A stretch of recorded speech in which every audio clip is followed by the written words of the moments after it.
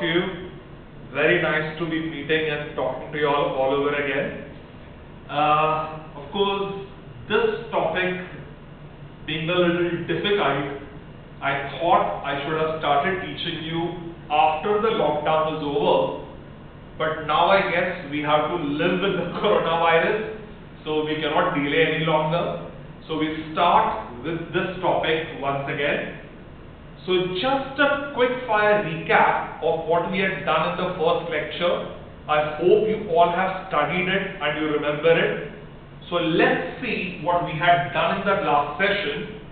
Mendel had selected pea plant for his experiments, and he had selected a tall pea plant and crossed it with a dwarf pea plant.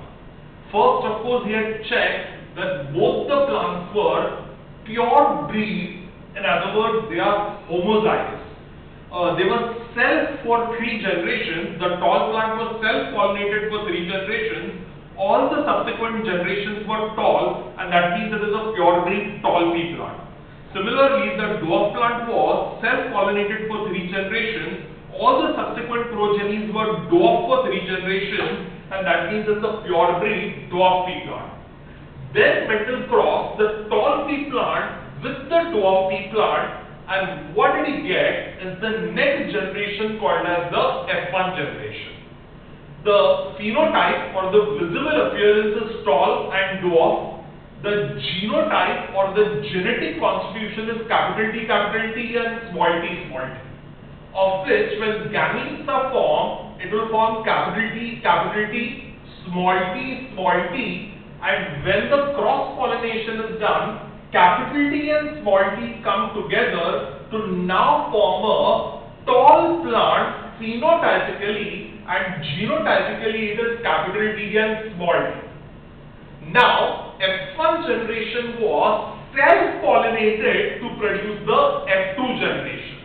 So, what will be the gametes formed here? Capital T, small t forms capital T and small t, and that is male gamete. Similarly, capital T and small t, that is female gamete. And when a Punnett square or a checkerboard method is made, you get capital T, that is a tall plant, capital T, small t, which is a tall plant, small t, capital T, which is again a tall, and small t, which is a dwarf plant. So, you have 3 tall plants and 1 dwarf plant, which means the phenotypic or the visible ratio is 3 tall and 1 dwarf. But genotypically, it will be 1 plant is capital T, that is homozygous tall. 2 plants are capital T, that is heterozygous tall. And 1 plant is small t, that is homozygous dwarf. So the genotypic ratio is 1:2:1. So what is Mendel's monohybrid phenotypic ratio? 3:1. What is Mendel's monohybrid genotypic ratio? 1:2:1. Now, depending on this monohybrid ratio and monohybrid cross, Mendel had given his first 2 laws of inheritance. In the F1 generation, when capital T and small t were brought together, capital T became dominant, small t became recessive, and capital T expressed itself to form a tall plant, which was Mendel's first law, that is the law of dominance. That when 2 alleles are brought together and if they are contrasting alleles, one allele will express itself, which is called as dominant, the other allele will get suppressed, which is called recessive, and this is called Mendel's first law, law of dominance. Then, when F1 generation was self-pollinated to produce F2 generation, what happened? Capital T and small t separated, and 2 small t's came together to reproduce a dwarf plant. Which means when capital T and small t were together, capital T expressed, small t became suppressed. But did capital T contaminate small t? Did capital T tell small t to become a capital T? No. they just remain together. Capital T expressed, small t got suppressed, but sir, capital T did not influence small t, capital T did not change small t, and when they separated during formation of gametes, each gamete got one of the two alleles. One gamete got capital T, one gamete got small t, and two small t's came together to form a dwarf plant, which is called now as Mendel's law of segregation and purity of gametes.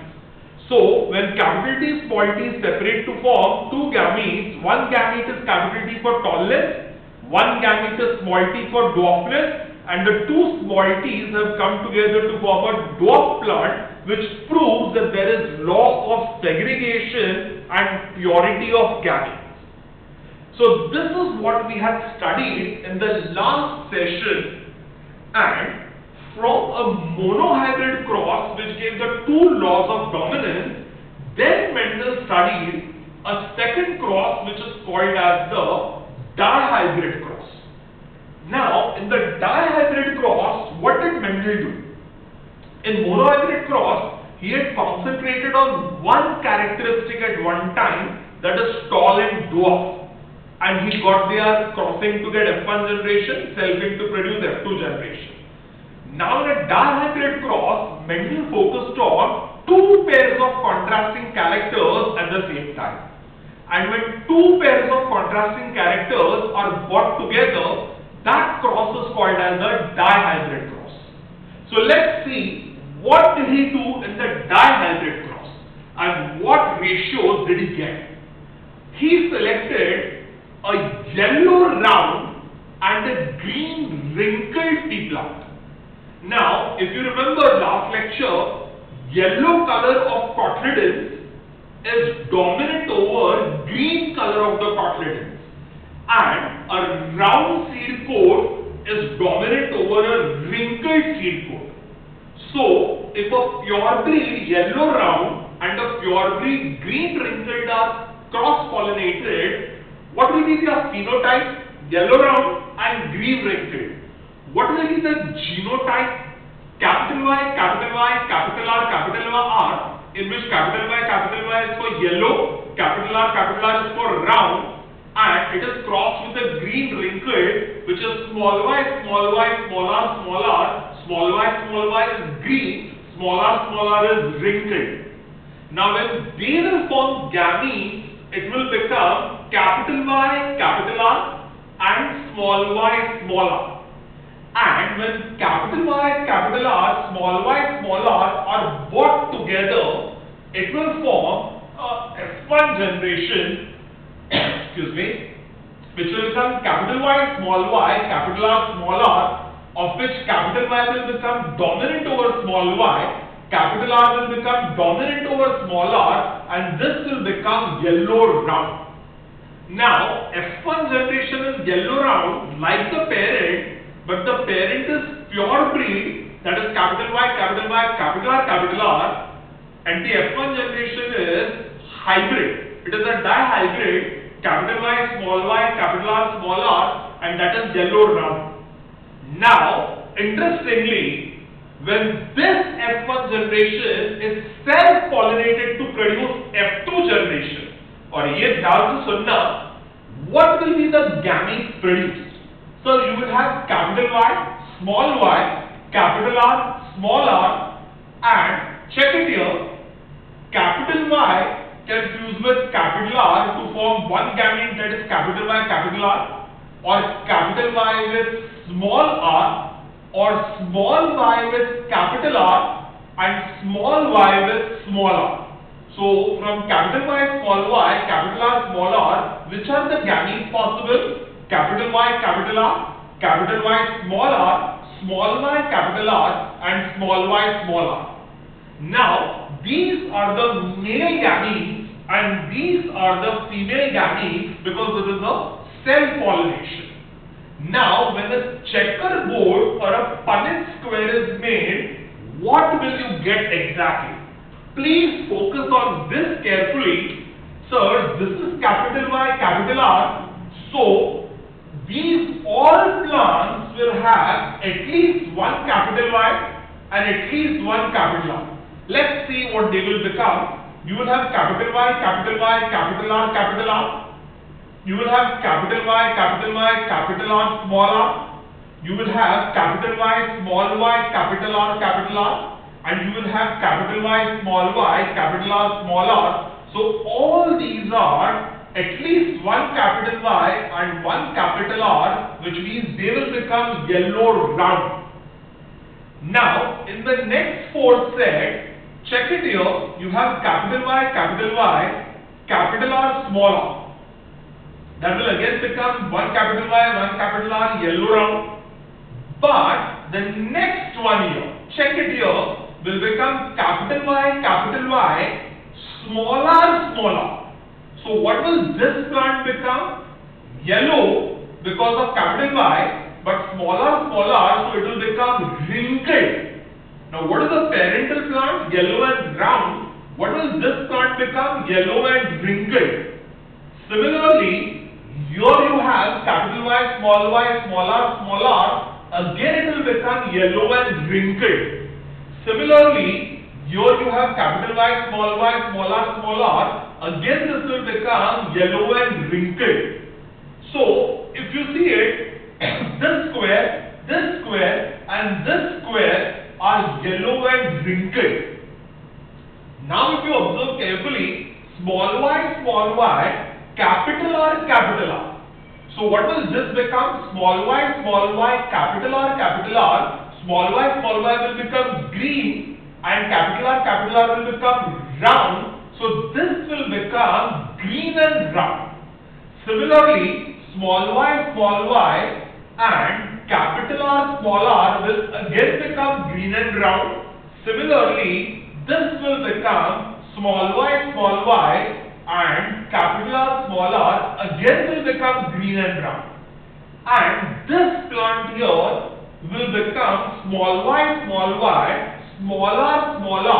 will become green and wrinkled. So now, in your notes, I want you to mark all these squares 1, 2, 3, 4, 5, 6, 7, 8, 9, 10, 11, 12, 13, 14, 15, 16. Check it here very carefully. This diagonal here, squares 1, 2, 3, 4, 5, 7, 9, 10 and 13 are all yellow and round, and 6, 8 and 14 are yellow and wrinkled. There you have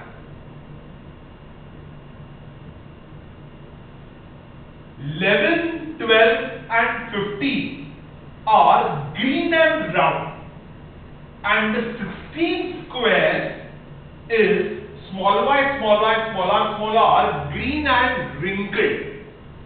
So, if you observe carefully, 9 plants are yellow round, 3 plants are yellow wrinkled, 3 plants are green round, and 1 plant is green wrinkled. So you have a F2 phenotypic ratio 9:3:1. So what is Mendel's dihybrid phenotypic ratio? 9:3:1, of which 9 are yellow round, 3 are yellow wrinkled, 3 are green round, and 1 is green wrinkled. So this becomes Mendel's phenotypic ratio 9 yellow round, 3 yellow wrinkled, 3 green round, and 1 green wrinkled. This becomes Mendel's F2 generation of a dihybrid cross, giving you a phenotypic ratio of 9:3:3:1. Now, 9:3:3:1 is the phenotypic ratio. Now let's see what will be the genotypic ratio? If you check this diagonal here, this is pure breed double homozygous. This is capital Y, capital Y, capital R, capital R. So this is pure breed or homozygous yellow round. This is capital Y, small r. So this is pure breed homozygous yellow and homozygous wrinkled. This is small y, capital R. So this is homozygous green and homozygous round, and this is small y, small r. So it is homozygous green and homozygous wrinkled. So this diagonal is all are double homozygous. All the squares are double homozygous. This is homozygous yellow round, homozygous yellow wrinkled, homozygous green round, homozygous green wrinkled. So what are the ratio? 1:1:1:1. So that is the genotypic ratio of 1:1:1:1. Now, if we see the other diagonal, this diagonal here, check it here, is capital Y, small y, capital R, small r. Capital Y, small y, capital R, small r. Capital Y, small y, capital R, small r. Capital Y, small y, capital R, small r. So all these are capital Y, small y, capital R, small r. In other words, it is double heterozygous. This was double homozygous. This is double heterozygous. So what is double homozygous, sir? 1:1:1:1. What is double heterozygous? You get 4. All are yellow rounds and all are double heterozygous. This is yellow round, yellow wrinkled, green round, green wrinkled in a ratio of 1:1:1:1. This is yellow round as a ratio of 4. And if you check this here, this square and this square are same.